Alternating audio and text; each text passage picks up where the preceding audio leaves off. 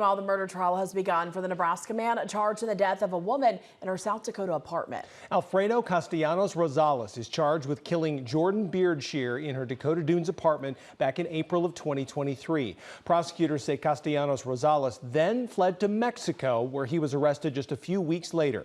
After 2 days of jury selection last week, opening statements began this morning in Union County, South Dakota court.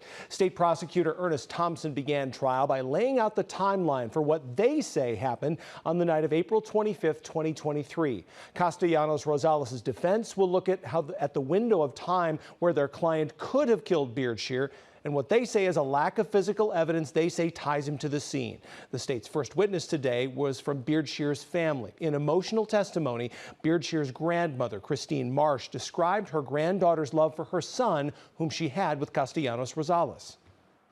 Please explain what kind of mother Jordan was to Mateo. She was amazing. She loved that baby more than she loved life. She was a great mom. She was very attentive. She wanted to experience everything with him. She was a good mom.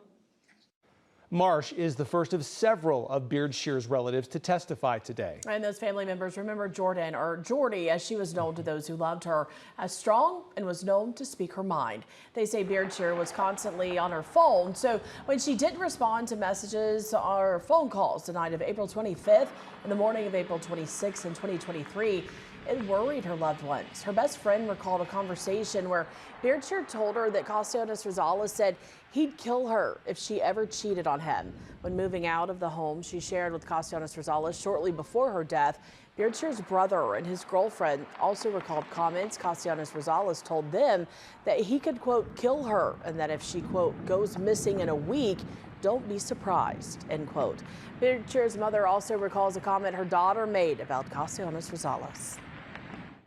What did Jordan tell you about what the defendant told her if she left him? She said, Mom, Alfredo said that if I ever leave with Mateo, that he would kill me. Sharona Beardshear met with Castellanos-Rosales the night her daughter was killed after he called her to tell her Jordan Beardshear had fought with her then boyfriend. They both visited Jordan Beardshear's Dakota Dunes apartment, but believed she was sleeping when she didn't answer. Sharona Beardshear ended up taking her grandson home that very night. Castellanos-Rosales typically had him overnight because of Jordan Beardshear's overnight working schedule. We'll, of course, continue to follow this case, and we'll have more from day one of testimony coming up tonight on News 4 at 10. And KTIV is in the courtroom streaming audio only of the trial that will resume online at KTIV.com tomorrow morning at 9 a.m. Good evening, everyone. Thanks for joining us tonight for News 4 at 6. I'm Matt Breen. And I'm Jessica Bowman. Witness testimony in the murder trial of Alfredo Castellanos-Rosales offered new details about the discovery of 23-year-old victim Jordan Beardshear's body inside her Dakota Dunes apartment. In day 2 of the murder trial for the man accused of killing her, 911 calls made by Beardshear's boyfriend were played in court. Take a listen. She has a baby in there. There's a baby in there. I didn't hear anyone else. Okay. And there's blood on the refrigerator, and she's on the floor. Can you tell? Do you see any movement at all with her? I don't see anything. Okay. All right. That was the voice of Christian Crane, who was in a relationship with Jordy Beardshear at the time of her death. This morning, he recalled finding Beardshear's body on the floor of her apartment in April of 2023. He'd been contacted by Beardshear's friend and co-worker after she didn't show up for her overnight shift at Wells Blue Bunny and wasn't answering her phone. Thinking she overslept, Crane went to Beardshear's apartment to find the door closed but unlocked, so he went inside. When you walk into her apartment, what do you see? Well, I walked in, and then there was like a closet right there on the right. And then you walked in and there was the kitchen. And then I looked, there was a table and then the refrigerator, and I looked over and saw like red all over the refrigerator. And then I kind of kept walking, and then I just seen like, basically I looked down and seen her on the ground, and then I just kind of froze and walked out. Crane told the court that once he saw Beardshear on the floor, He left the apartment and called 911, and that's where authorities would later determine she was stabbed to death. Alfredo Castellanos-Rosales now stands trial for her murder. He and Beardshear share a young son together. That child was found safe with Beardshear's mother. Castellanos-Rosales was arrested days after the murder in Mexico. Several investigators also testified today detailing the crime scene inside Wellington Apartments where Beardshear's body was found. And we do want to warn you tonight that some of the details described in court may not be suitable for all viewers. Now, here is what we learned. Christian Crane, who was Beardshear's boyfriend at the time, as we mentioned, found her on the floor of her apartment in the kitchen. She was laying on the ground near the refrigerator. There was blood on the refrigerator, the stove, and on a door leading into the laundry room. Investigators also found a red folded towel with a clean kitchen knife on the floor near her body. Investigators testified that towel looked like it was dropped in the blood on the floor. There was also a blanket under Beardshear's head. Now, as for the knife, it was sent to the state crime lab for fingerprint testing. One fingerprint was found on that knife. Please explain whether the record fingerprint of Jordan Beardshear, item 31, was eliminated by comparison of the item on the latent print on item 9. The latent print on item 9 was compared with the record prints bearing the name Alfredo Castellanos-Rosales, as well as Jordan Beardshear. And the results were that the record prints from bearing the name Alfredo Castellanos-Rosales and the latent print were not made by the same source. The print was also compared to Beardshear's fingerprints, but that comparison was found inconclusive. Now, the other items recovered from the crime scene were sent off for fingerprint testing to the state crime lab. There it was determined Castellanos-Rosales' fingerprints were not found on any of those items. Now, as we take a look at what unfolded today, there was an incident in the courtroom this morning that ended the first session early. A juror had a medical emergency during testimony. The juror was a middle-aged man. Law enforcement and EMTs quickly assisted him. He was able to exit the courtroom on his own and return back to court this afternoon after an extended lunch break. Now, after discussion in the judge's chambers with both parties, that juror was dismissed. KTIV, of course, will continue to stream live audio from the courtroom each day during this trial. You can complete coverage, see it online right now at KTIV.com. We begin with continuing coverage in the Union County, South Dakota murder trial. Signs of possible domestic violence were shown in court today between the victim and the defendant. A criminal investigator testified to text messages and video found on victim Jordan Beardshear's cell phone following her death. A 22-second video found on Beardshear's cell phone was played during court this morning. Now, the video showed Beardshear's legs, and you could hear the voice of who investigators say was Alfredo Castellanos-Rosales allegedly yelling at Beardshear. The investigator said it was demeaning and assaulting language. A series of text messages were also shown, believed to be between the two. Investigators say just a week prior to her death in April 2023. That investigator from South Dakota's Division of Criminal Investigation told the jury the language used in those messages gave a glimpse into their relationship. Please describe the language the defendant used in those text messages. It's threatening text messages. The statements indicate that something bad is going to happen to Jordan. What is the significance of threats or threatening messages in a homicide investigation? Oftentimes, perpetrators of violent crime or homicide threaten the victims prior to the event. Several family members and friends of Beardshear's testified this week, saying they heard Castellanos-Rosales threaten Beardshear prior to her death. Now, Alfredo Castellanos-Rosales is facing a first-degree murder charge. He is accused of stabbing Beardshear to death in her Dakota Dunes apartment. He was arrested days after her death in Mexico. And as court proceedings have played out this week, Tuesday investigators testified about clothing they found, saying there was a reddish-brown substance found in Castellanos-Rosales' home. Now, today, we're learning what that substance was. KTV's Katie Koppel is in the courtroom. She joins us live in studio tonight with a little more on what DNA evidence was found and testified to today. Katie? Yeah, Jessica, investigators executed a search warrant at Castellanos-Rosales' Sioux City home hours after finding Beardshear dead inside her Dakota Dunes apartment.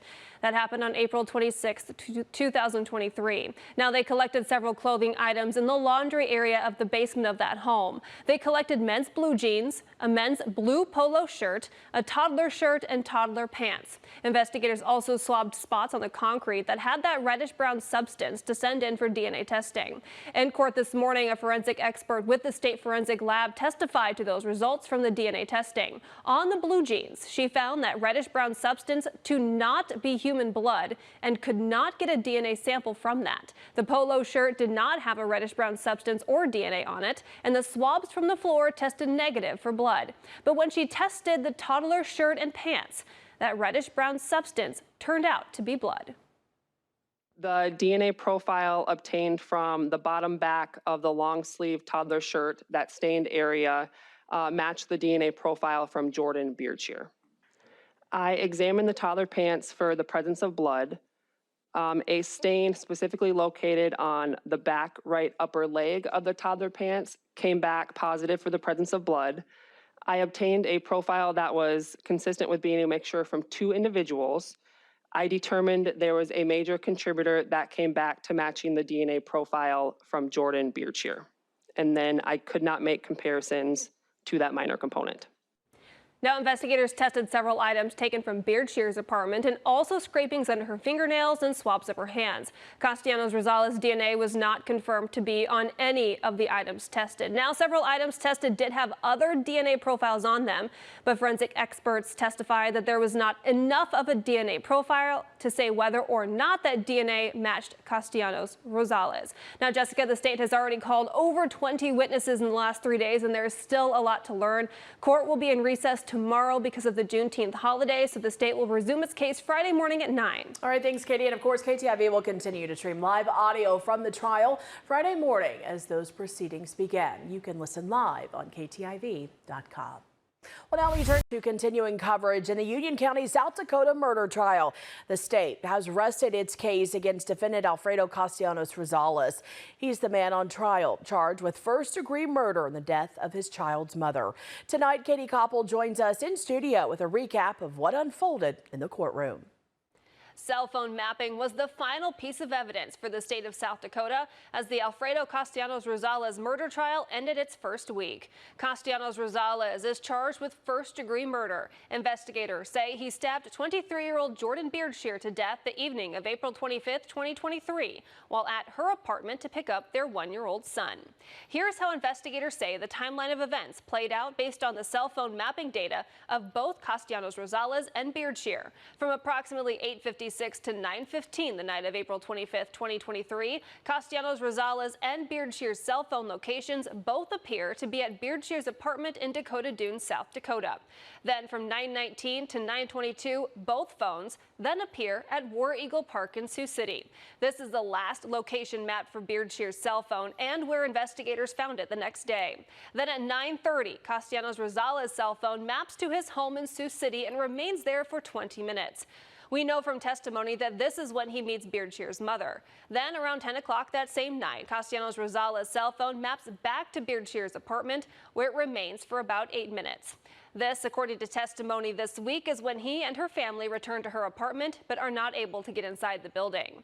The next day, April 26, 2023, about the time investigators say Castellanos-Rosales made the call to his wife, Raina Castellanos, about killing Beardshear, his cell phone shows him at Tyson Foods in Dakota City around 12:36 p.m. Shortly after, both Castellanos-Rosales and his wife Raina's cell phones appear together when she picks him up at a nearby gas station.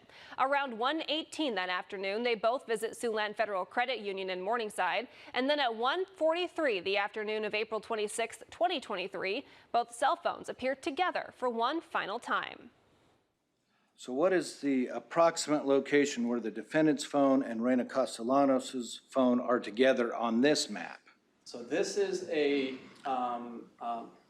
farmyard that is about 3 or 4 miles south of Jackson, Nebraska. Jackson, Nebraska would be right in that area right there.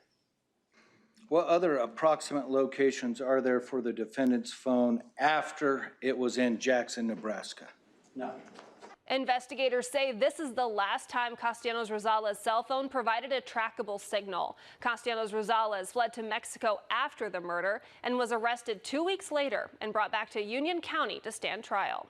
The state rested its case Friday morning. Court resumes at 9 a.m. Monday, where Castellanos-Rosales' defense team will present its case to the jury.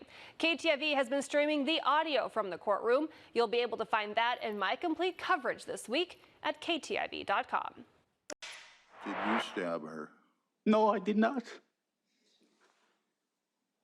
Did you ever cut her? No, I did not. Did you ever stab her in the neck? I did not. The man facing a first-degree murder charge in the death of Jordan Beardshear took the witness stand today. You just heard from Alfredo Castellanos-Rosales. He spent more than 2 hours on the witness stand this morning in a Union County, South Dakota courtroom. KTIV's Katie Koppel breaks down his testimony. I was in shock. I don't know what to do in that moment. When she went to face down, she brought the knife. And I grabbed the knife and I wanted to kill myself.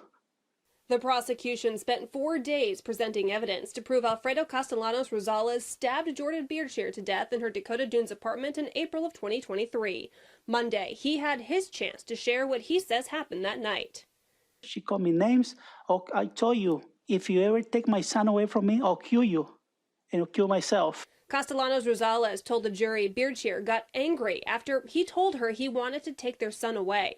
That, he says, is when she attacked him, first by hitting and kicking him, then grabbing a kitchen knife. When that happens, I try to make her calm down. Doesn't work, so I give her a bear hug. That piss her off more.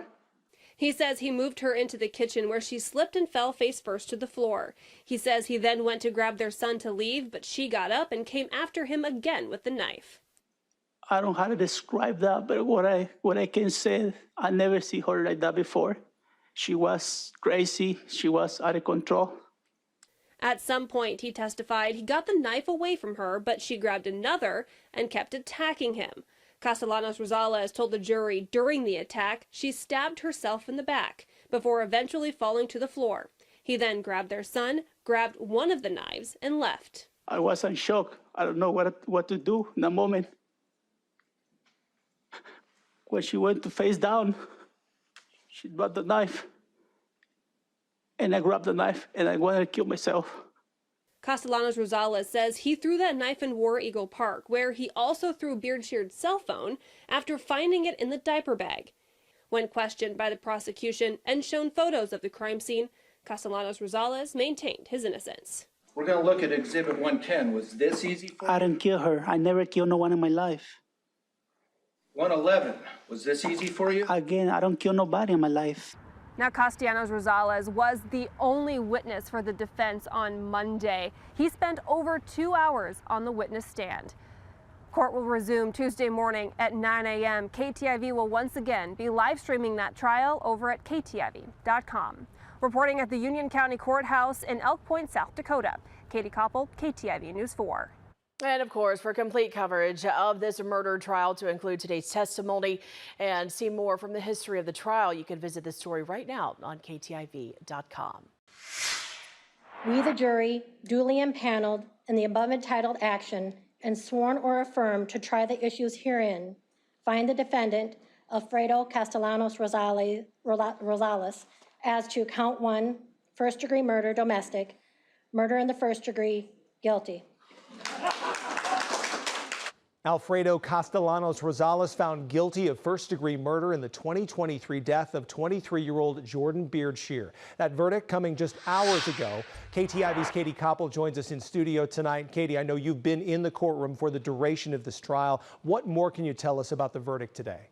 That's right, Matt. The jury was handed that case shortly after noon today, and in just under 2 hours came back with a verdict Jordan Beardshear's family has been waiting for more than 2 years. Guilty of first-degree murder.